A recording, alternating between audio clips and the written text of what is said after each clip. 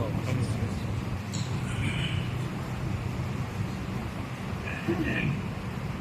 صل على سيدنا ونبينا مولانا محمد وعلى آل سيدنا ونبينا مولانا محمد وسلم. الحمد لله الحمد لله وحده والصلاة والسلام على من لا نبي بعده.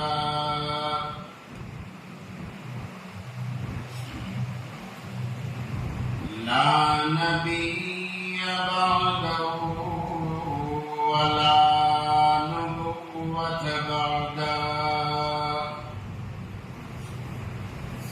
ولا رسول بعده ولا رسالة بعده.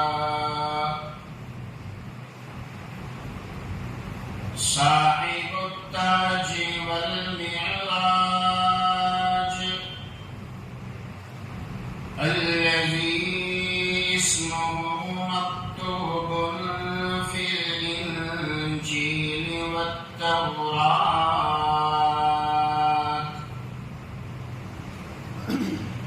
ناسخ الملل والأديان،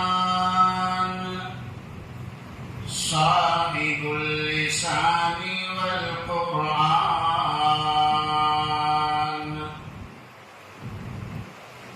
أما بعد فأعوذ بالله من الشيطان الرجيم.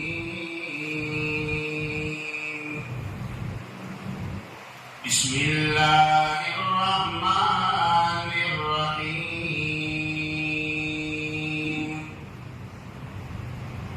يا أيها الناس اتقوا ربكم الذي خلقكم من نفس واحدة وخلق منها زوجها وبث منهما رجالا كثيرا ونساء،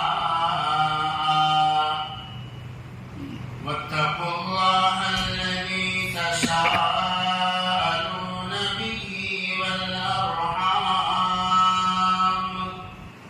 إن الله كان عليكم رقيبا. صدق الله مولانا العظيم.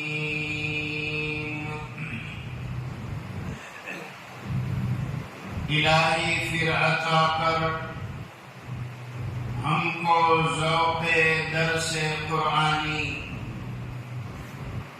نہ ہو رسوا الہی اب تو یہ شان مسلمانی. جو چھوڑا دامن قرآن ذلیل و خوار ہے مسلم، وہ ہندی ہو کہ ترکی ہو کہ مصری ہو کہ ایرانی. جو چھوڑا دامن قرآن نتیجہ اس کا یہ دیکھا، جہاں بانی جو کرتے تھے کرتے ہیں وہ دربانی. معزز علماء کرام، مفتیان عظام، میرے دینی بھائیوں، بزرگوں، عزیز بچوں، آج کا جمع ہونا ہمارا نکاح کے عنوان پر ہوا ہے. بہت ساری باتیں کہی جاتی ہے،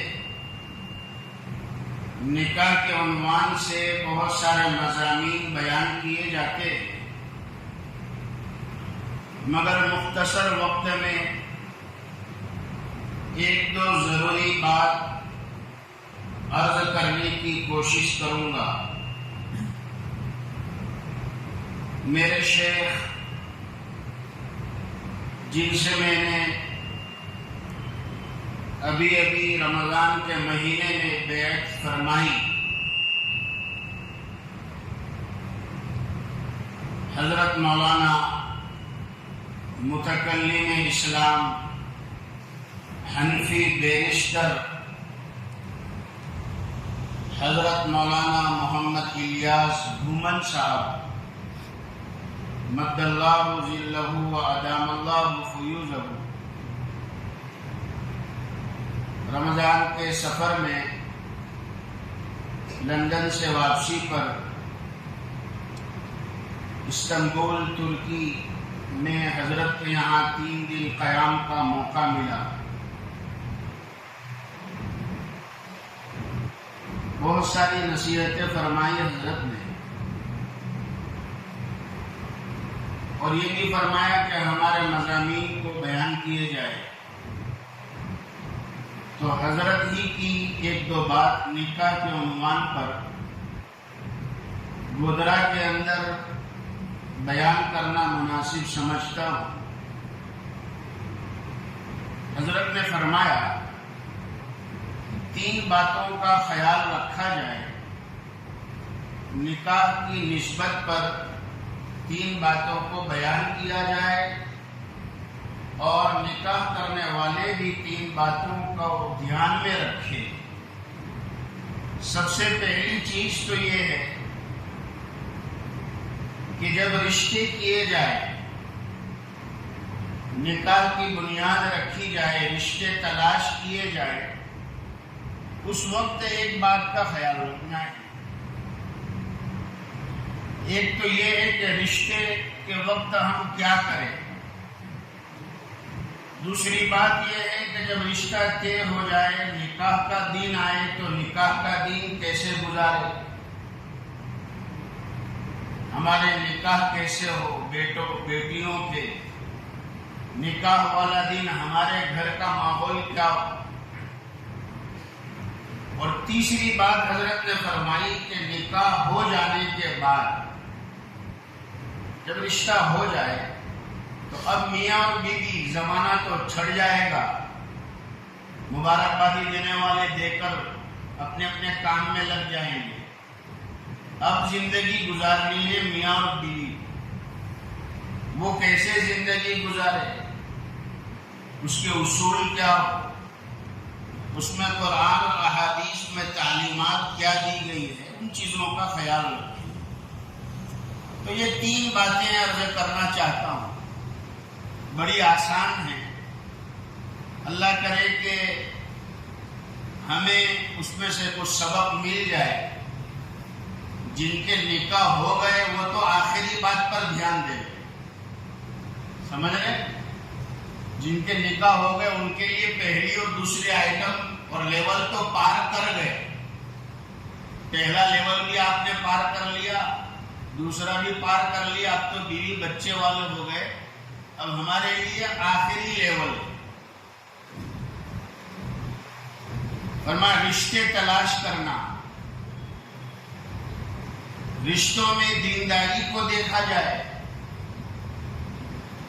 بہت سے لوگ خوبصورتی کو دیکھتے ہیں، بہت سے لوگ مال اور منال کو دیکھتے ہیں، بعض حسن جمال کو دیکھتے ہیں، بعض مال و منال کو دیکھتے ہیں، بعض حسب اور خاندان کو دیکھتے ہیں۔ فرمایا کہ ہم مسلمان کی یہ شان ہے کہ نکاح کی بنیاد اور رشتوں کی بنیاد دینداری پر رکھے۔ میاں اور بیوی اگر دیندار ہے، میاں اور بیوی اگر نیک ہے تو اللہ بھی انہیں ایک بنا دے گا۔ دونوں کے دل تب جڑیں گے جبکہ وہ نیک ہوں گے۔ حضرت نوح علیہ السلام کا بیٹا، مفسرین حضرات نے لکھا ہے کہ جو باپ کی بات نہیں مانی، باپ سے حجت بازی کی، باپ اللہ کے نبی اور پیغمبر ہے، حضرت نوح علیہ السلام فرمایا بیٹا کشتی میں سوار ہو جا، آج اس کشتی کے باہر جو رہے گا وہ ہلاک ہو جائے گا، لا عاصم اليوم من امر اللہ الا من رحیم وحال بینہما الموج فکان من المغرقین. بیٹے نے باپ کی بات نہیں مانی. میں کسی اونچی جگہ پر چڑھ جاؤں گا، پانی اور سیلاب آتا رہتا ہے، میں بچ جاؤں گا، ترتیب بنا لوں گا. باپ نے کہا کہ بیٹا آج اللہ کے عذاب سے کوئی بچنے والا نہیں. آج تو اللہ کا عذاب ہے، خطرناک ہے. ہم سب نے بارہا واقعہ سنا. 6 مہینے تک کشتی چلی اور پھر جودی پہاڑ پر جا کر ٹھہری. جودی پہاڑ، قرآن کریم 12واں پارہ جس میں اس پہاڑ کا ذکر ہے. وہ پہاڑ بھی ترکی کے اندر ہے، یاد رکھیں. میرا مضمون چونکہ نکاح کا ہے، اگر یہ مضمون ہوتا کہ کارگزاری استنبول کی تو میں آپ کو پوری تفصیل سناتا. وہاں پر کیا کیا چیزیں ہیں.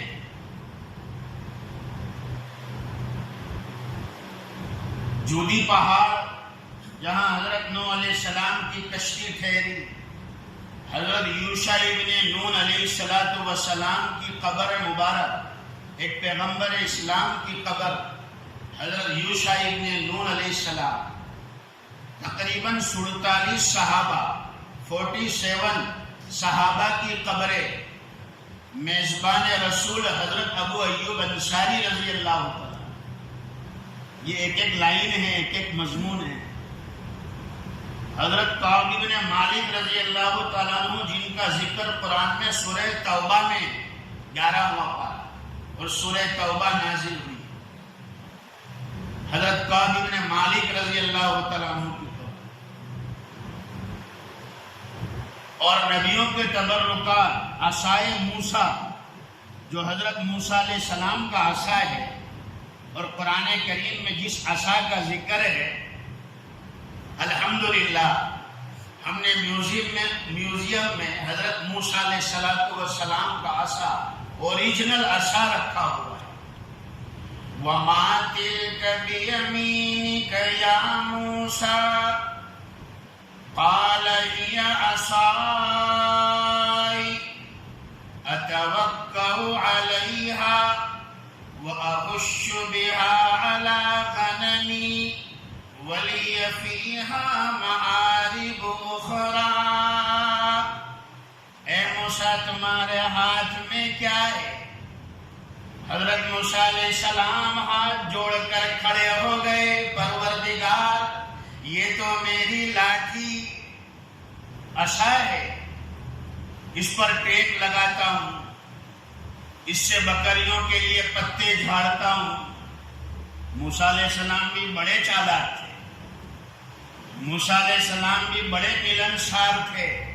نبیوں میں جلالی نبی اگر کوئی ہو تو حضرت موسیٰ علیہ السلام، جلالی باپو.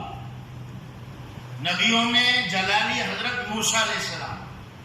اور صحابہ کرام میں اگر کوئی جلالی باپو ہو تو وہ کون ہے؟ حضرت ماشاءاللہ حضرت عمر فاروق رضی اللہ تعالیٰ. میرے یہاں الحمدللہ گزشتہ ہفتے بیٹے کی پیدائش ہوئی. الحمدللہ محمد عمر نام رکھا اسی نسبت پر. صحابہ میں جلالی حضرت عمر فاروق اور نبیوں میں جلالی حضرت موسیٰ علیہ السلام تھے. جلالی مگر ملنسار بہت تھے. اللہ نے اپنے ایک نبی اور بندے کا ذکر کیا کہ ہمارے ایک بندے فلانے 2 دریا کی ملنے کی جگہ پر رہتے ہیں، تو حضرت موسیٰ علیہ السلام نے فوراً التجا کر دی کہ باری تعالیٰ میں آپ کے اس بندے سے ملنا چاہتا ہوں. ملنسار. فَوَجَدَ عَلَيْهِ عَبْدًا مِّنْ عِبَادِنَا وَآتَيْنَاهُ مِن لَّدُنَّا عِلْمًا رَحْمَةً مِّن لَّدُنَّا عِلْمًا. ہم نے اس بندے یعنی خضر علیہ السلام کو ہماری طرف سے رحمت دی اور ہماری طرف سے علم دیا. موسیٰ علیہ السلام نے کہا ملنا چاہتا ہوں. اللہ سبحانہ و تعالیٰ سے کلام کرنے لگے تو فرمایا باری تعالیٰ میں آپ سے ملنا چاہتا ہوں, آپ کو دیکھنا چاہتا ہوں. بڑے ملنسار تھے. اللہ نے اتنا ہی پوچھا تھا کہ موسیٰ تمہارے داہنے ہاتھ میں کیا ہے؟ جواب اس پر بس تھا کہ اے اللہ یہ میری لاٹھی ہے, عصا ہے. مگر حضرت موسیٰ علیہ السلام نے سوچا جب مل ہی رہا ہے تو میں کیوں کمی کروں اور بخیلی کروں. اللہ تعالیٰ جب پوچھ رہے ہیں تو فوائد بھی ذکر کر دیے کہ اس لاٹھی کے یہ فائدے, میں اس پر ٹیک لگاتا ہوں. حالانکہ اللہ نے نہیں پوچھا تھا. میں اس سے بکریوں کے لیے پتے جھاڑتا ہوں. اور ختم بھی کیا کلام تو ایسے لفظ پر کیا ولی فیہا معارب اخری. اللہ میرے لیے اس میں اور بھی بہت سے فائدے اور بھی بہت سے کام ہیں. ہمارے والد محترم فرمایا کرتے ہیں اچھا ہی ہوا اللہ تعالیٰ نے پھر یہ نہیں پوچھا کہ موسیٰ اور کیا کام ہے, کیونکہ ختم بھی ایسا ہی کیا تھا میرے لیے اور بھی بہت سے کام ہیں. تو اچھا ہی ہوا اللہ نے نہیں پوچھا کہ موسیٰ اور کیا کام ہے.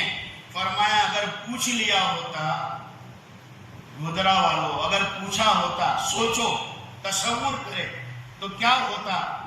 پھر حضرت موسیٰ علیہ السلام کا جواب من الجنتی والناس تک چلا جاتا اور پورا قرآن ڈنڈے کے فضائل میں ختم ہو جاتا ہے, عصائے موسیٰ. تو خیر مجھے کارگزاری میں نہیں جانا, مگر اللہ کا فضل ہے.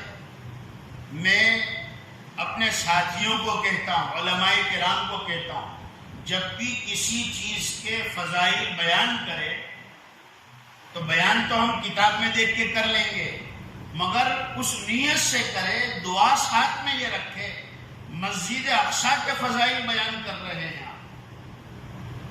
آپ, اگر صحابہ کرام کے فضائل بیان کر رہے ہیں, آپ اگر قرآن کے ان واقعات کو بیان کر رہے ہیں, تو دل میں یہ نیت ہو کہ اے اللہ مجھے کسی دن وہاں تک حاضری میری کرا دینا, مجھے وہاں تک پہنچا دینا. حضرت نوح علیہ السلام کا بیٹا باپ کی بات نہیں مانی.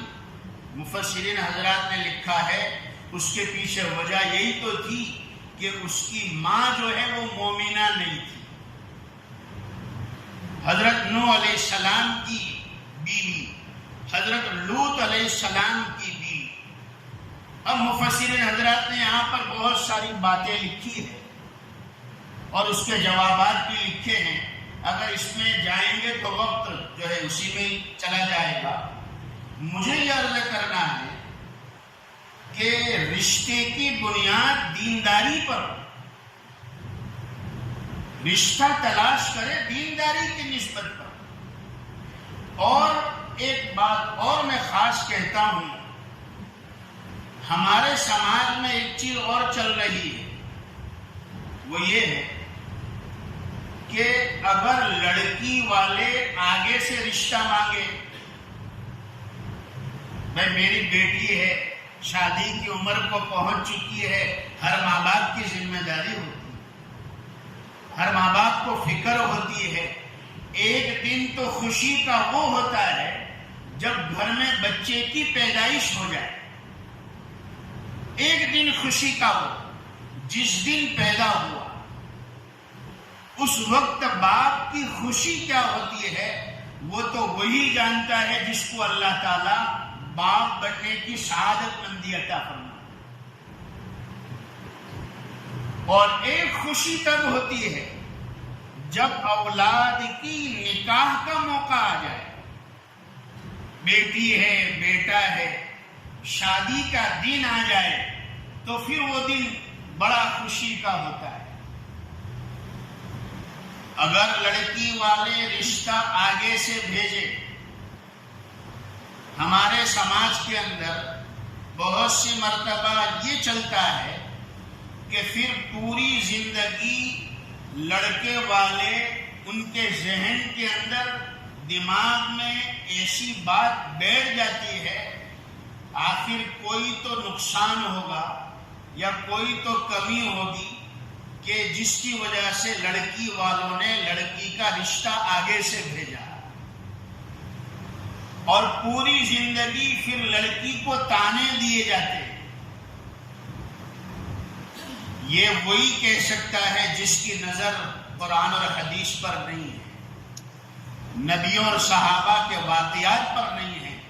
اگر ابھی حضرت موسیٰ علیہ السلام کا میں نے نام لیا، حضرت موسیٰ علیہ السلام کا ذکر اور نام قرآن کریم میں نبیوں میں سب سے زیادہ ہے۔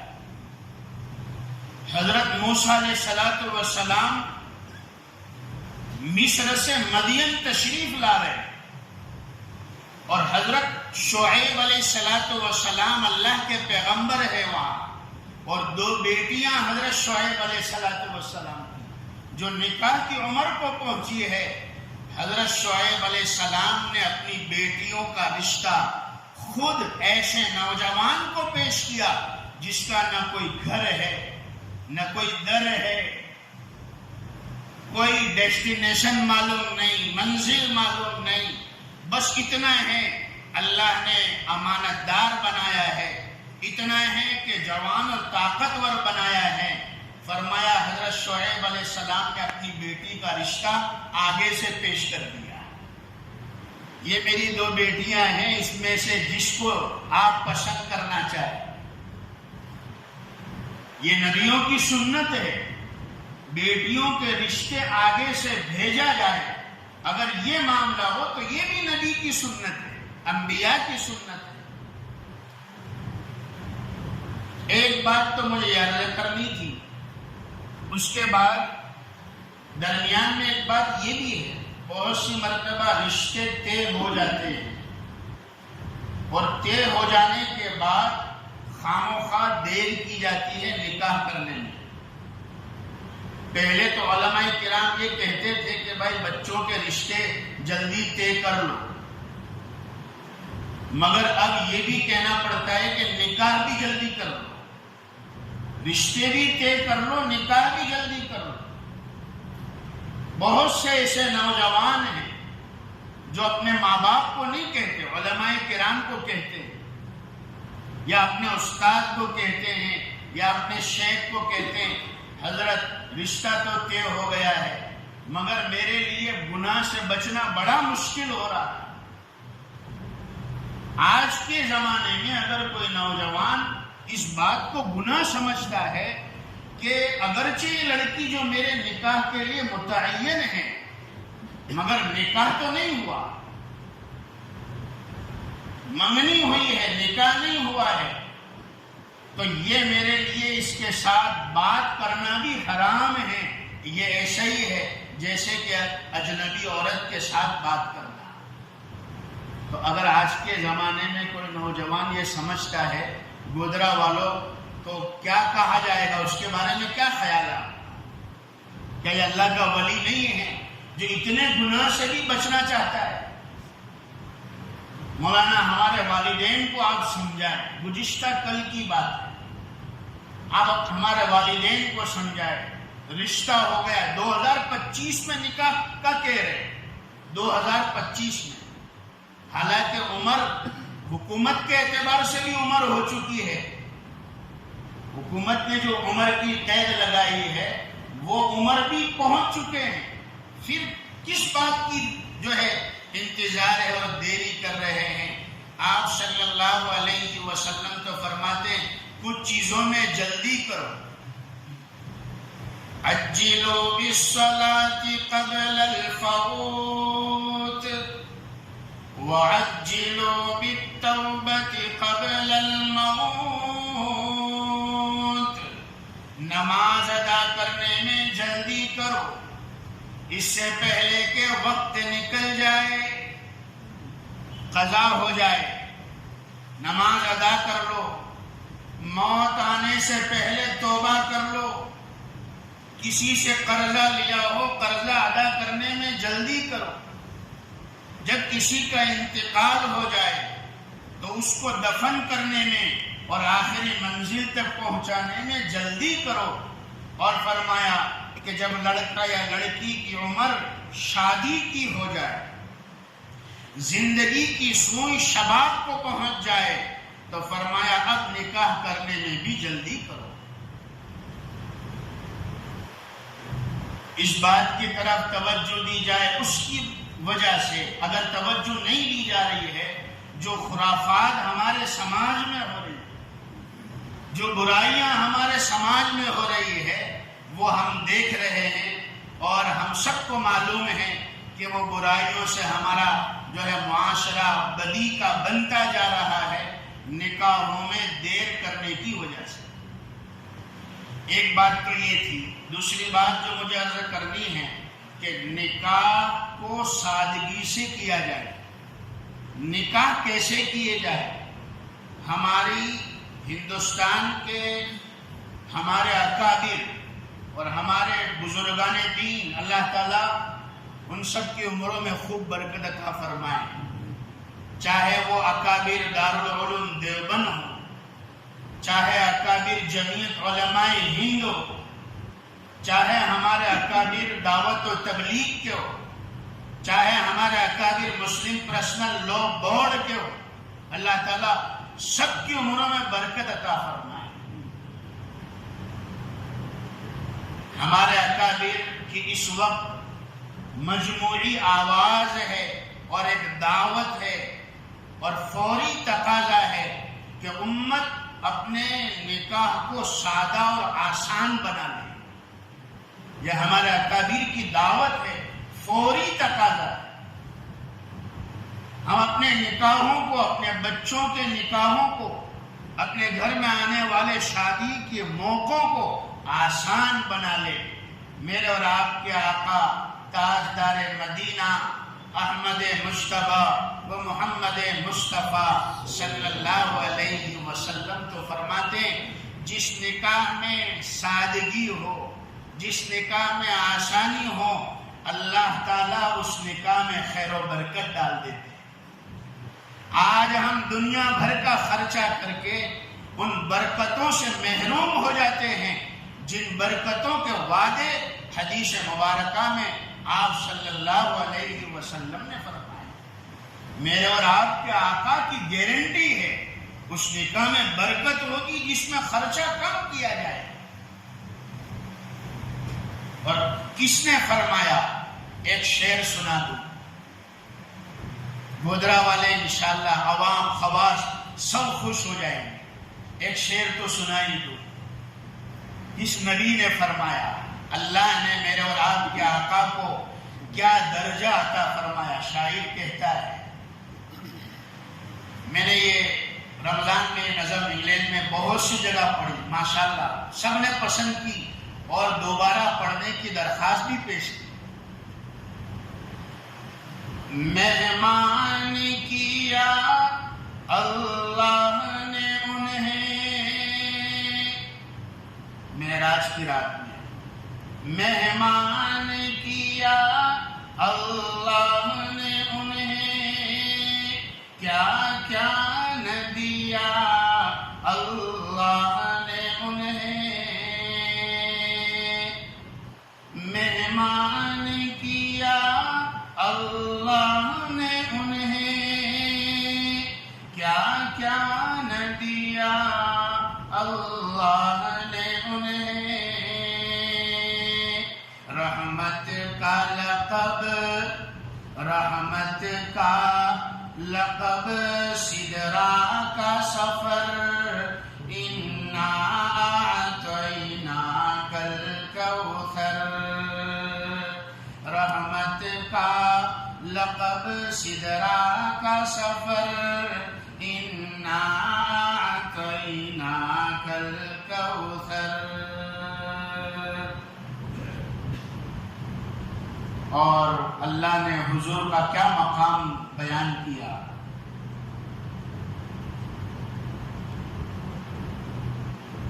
پھر کیوں نہ پڑھیں ہم بھی اکثر، انا اعطیناک الکوثر، پھر کیوں نہ پڑھیں ہم الكوثر إنا أعطيناك الكوثر. قرآن میں رب نے محمد کا بڑا ذکر کیا سبحان اللہ. قرآن میں رب نے محمد کا بڑا ذکر کیا سبحان اللہ. تعریف نبی کی بالا تر انا اعطیناک الکوثر. تعریف نبی کی بالا تر انا اعطیناک الکوثر. پھر کیوں نہ پڑھے ہم بھی اکثر انا اعطیناک الکوثر. فرمایا جتنا نکاح سادہ ہوگا اتنی اس میں خیر و برکت ہوگی. اور اعلان کرنے کا حکم دیا. کسی بھی عبادت کی ایڈورٹائز کا حکم نہیں ہے سوائے نکاح کے. فرمایا اعلان کرو نکاح کو، اور فرمایا کہ تمہاری مسجدوں میں نکاح کیا کرو.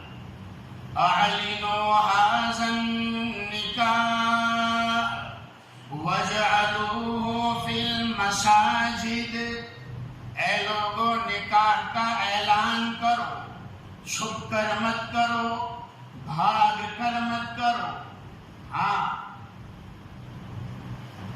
ہماری شریعت نے لو میرج سے زیادہ لو آفٹر میرج کی تعلیم دی کہ ہم پہلے نکاح کریں اور نکاح بھی شریعت اور سنت کے مطابق کرے.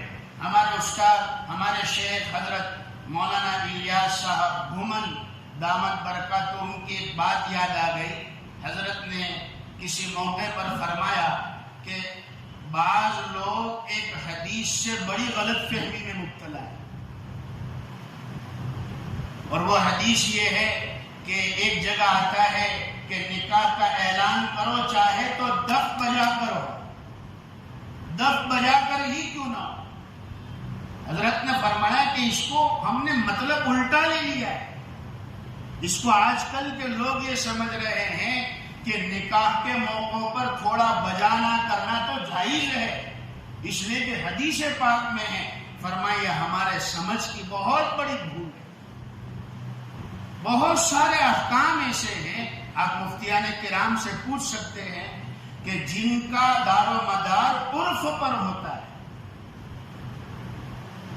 کہ عرف میں کیا چل رہا ہے.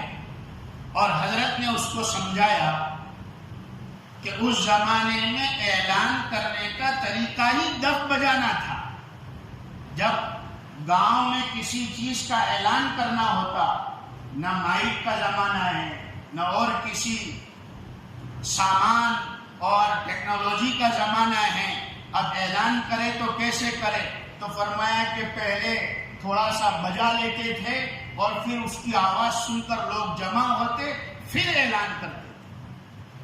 آج کا عرف دف بجانے میں ہے، میوزک اور سنگیت کے لیے سمجھا جاتا ہے. لہذا آج دف بجانا نکاح کے موقعوں پر حرام اور ناجائز سمجھا جائے گا. اعلان کے لیے سب سے بہتر جگہ مسجد ہے. فرمایا آج کے اعلان کا عرف الگ ہے، آج کے اسباب اعلان کے الگ ہے. فرمایا کہ جس طرح عرف ہے اعلان کا اس طرح اعلان کرو. نکاح مسجدوں میں کرو اور اعلان کرو. اور پھر فرمایا تیسری بات، نکاح ہو جائے، شادی ہو جائے تو اب میاں اور بیوی آپس میں ایسے رہے جیسے شیر اور شکر ہوتے ہیں، جیسے دودھ اور شکر ہوتے ہیں، ایسے آپس میں رہے، محبت سے رہے، یگانگت سے رہے، اتفاق سے رہے. کیوں؟ اس لیے کہ اللہ سبحانہ و تعالیٰ کو جوڑ پسند ہے، اللہ سبحانہ و تعالیٰ کو توڑ پسند نہیں ہے. اللہ کو جوڑ پسند ہے۔ حضرت مولانا جلال الدین رومی رحمۃ اللہ علیہ نے مثنوی شریف میں ایک حکایت لکھی، واقعہ لکھا۔ حضرت موسیٰ کلیم اللہ علیہ السلام جا رہے ہیں راستے سے، ایک دیہاتی اپنے انداز میں اللہ سے کلام کر رہا تھا، کہہ رہا تھا کہ اللہ تو کہاں ہے؟ اگر نظر آ جاتا تو میں تیرے بالوں میں تیل لگا دیتا۔ دیہاتی ہے۔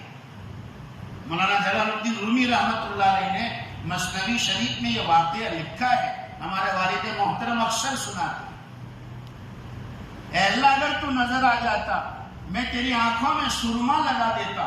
موسیٰ علیہ السلام جلالی باپو وہاں سے گزرے تو دیکھا کہ یہ اللہ کے ساتھ ایسی باتیں کر رہا ہے جو اللہ کی شان کے خلاف ہے، فوراً اسے دھمکایا۔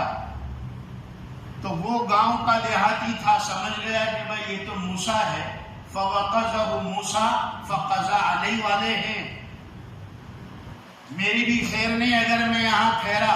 تو وہ فوراً بھاگا، ہم کلامی سب سائڈ پر رکھ دی، اللہ سے جو باتیں کر رہا تھا، اور بھاگا۔ جیسے اس کا بھاگنا تھا کہ اللہ نے موسیٰ علیہ السلام پر وحی نازل فرمائی، وحی آمد سوئے موسیٰ از خدا، بندئی مورا چیرا کر دی جدا، تو برائے وصل کردن آمدی، نے برائے فصل کردن آمدی۔ اے موسیٰ بندہ میرا تھا، باتیں مجھ سے کر رہا تھا، تمہارا کیا نقصان تھا؟ ہم نے تم کو اس لیے نہیں بھیجا کہ تم ہمارے بندوں کو ہم سے جدا کر دو، ہم نے تو تم کو اس لیے بھیجا کہ تم ہمارے بندوں کو ہم سے جوڑ دو۔ تم تو جوڑ کے لیے آئے ہو۔ اللہ کو جوڑ پسند، اللہ کے نبیوں کو جوڑ پسند، اسی لیے نکاح کے بعد کی زندگی کے جو فضائل ہے وہ جوڑ کی نسبت پر ہے۔ فقہا نے لکھا ہے، ابھی ہم نماز پڑھیں گے، میری 4-5 منٹ باقی رہ گئی ہے، ابھی ہم نماز پڑھیں گے، ایک نماز، ایک امام، ایک مسجد، مگر فقہا نے لکھا کہ کنوارے کو جو ثواب ملے گا، کنوارا یعنی سنگل، کنوارے کو جو ثواب ملے گا شادی شدہ کو ڈبل ملے گا۔ فقہا نے لکھا، کیوں؟ ایک امام تھا، ایک نماز، ایک مسجد، ایک صف، فرمایا اس لیے کہ کنوارا سنگل ہے اور شادی شدہ ڈبل ہے، اس کے رشتے آدھے ہیں، اس کے رشتے ڈبل ہیں، تو یہ سنگل ہے تو ثواب بھی سنگل، اور ڈبل ہے تو ثواب بھی ڈبل۔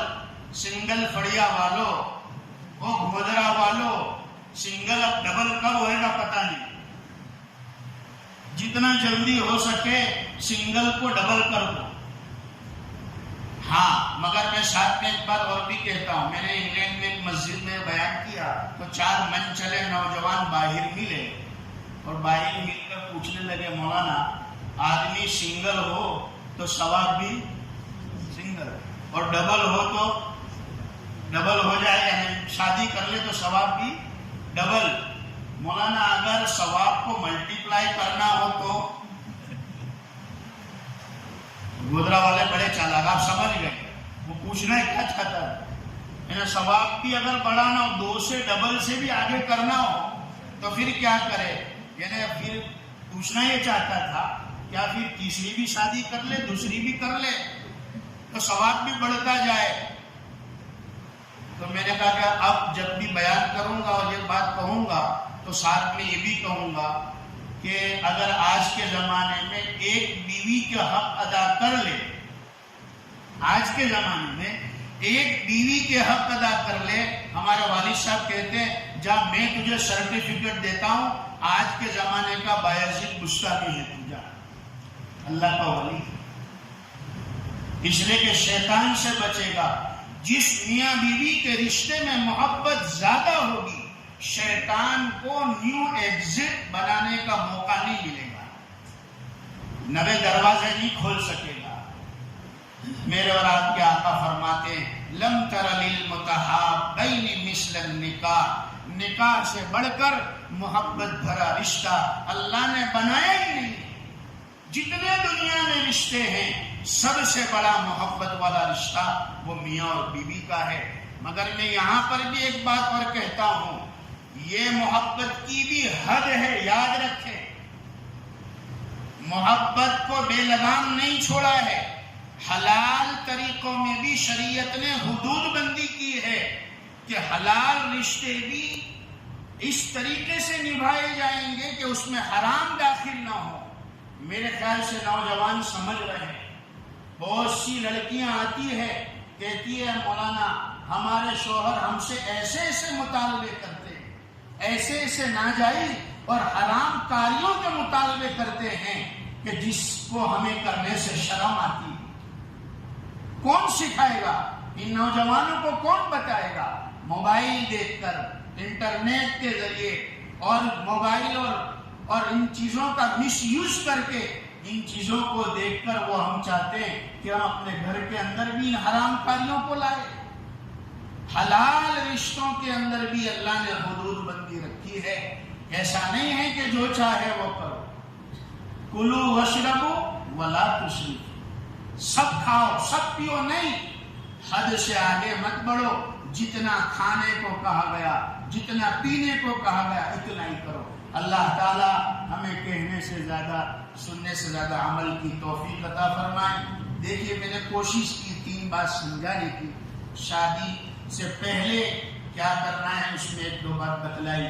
شادی والے دن ہمارا کیسا ہو، شادی کے بعد کی زندگی میں ہم کیا کریں، یہ ایک عام سبق ہے جو ہر عالم سے ہم سنتے رہتے ہیں۔ بس یہی دین ہے، دین اس کے علاوہ ایکسٹرا کچھ نہیں۔ اللہ اس کے رسول کے فرمان کو مان لینا، بس یہی دین ہے۔ دنیا میں سارے کام مشکل ہے، سب سے آسان کام اگر کوئی ہے اللہ کو راضی کرنا ہے، سب سے آسان۔ ایک بچے کو منانا بھی مشکل ہے، مگر اللہ کو منانا، اللہ کے رسول کو خوش کرنا اس سے بھی زیادہ آسان ہے۔ اللہ تعالیٰ ہمارے نکاحوں کو، خوشی اور غمی کو آسان بنائے اور بنانے کے اللہ ہمیں توفیق عطا فرمائے۔ اللہ تعالیٰ ہونے والے اس نکاح کو بے حد مبارک فرمائے۔ ہمارے حافظ سعید صاحب نے محروب بھائی کے ذریعے سے دعوت دی، اپنے بھتیجی کے لیے مولانا الیاس مرحوم، مجھے کارگزاری سنائی، بڑا دل کو دھکا لگا اور شوق بھی ہوا کہ ایسے بچیوں کے نکاح میں جانا چاہیے۔ ہمارے متولی صاحب جمعہ کی چھٹی نہیں دے رہے تھے مجھے، مولانا جمعہ میں آپ کو نہیں جانا، کہیں بھی نہیں جانا۔ میں نے کہا کہ وہ بچی کا نکاح ہے جن کے باپ نے کتنوں کی جانیں بچائی ہے 2002 میں، ان کی بچی کا نکاح ہے۔ تو جب یہ کہا تو پھر ہمارے متولی صاحب نے تیاری، اجازت دی، تیاری۔ خیر، میں مبارکبادی پیش کرتا ہوں۔ بہت مدت سے جو تھی آرزو وہ آج بر آئی، چمن میں اب بہار آئی، مبارکباد دیتا ہوں۔ انہی سے نسل ہو جاری جمال مصطفیٰ جیسی، جو ہو سیرت میں ولیوں کی، مبارکباد دیتا ہوں۔ ادھر دلہا ہے بارونق، ادھر دلہن ہے بازینت، ادھر شادی ادھر شادی، مبارکباد دیتا ہوں۔ اور ایک پیغام ہے حضرت مولانا احمد اللہ صاحب براندیری رحمۃ اللہ علیہ، فخر گجرات، اور ان کے بعد ہمارے والد محترم ہر نکاح میں یہ پیغام دیتے ہیں، مسلمانوں کی شادی میں منع ہے ناچ اور گانا، مسلمانوں کی شادی میں منع ہے ناچ اور گانا، رسول اللہ کی سنت پر مبارکباد دیتا ہوں۔ وآخر دعوانا الحمدللہ رب العالمین۔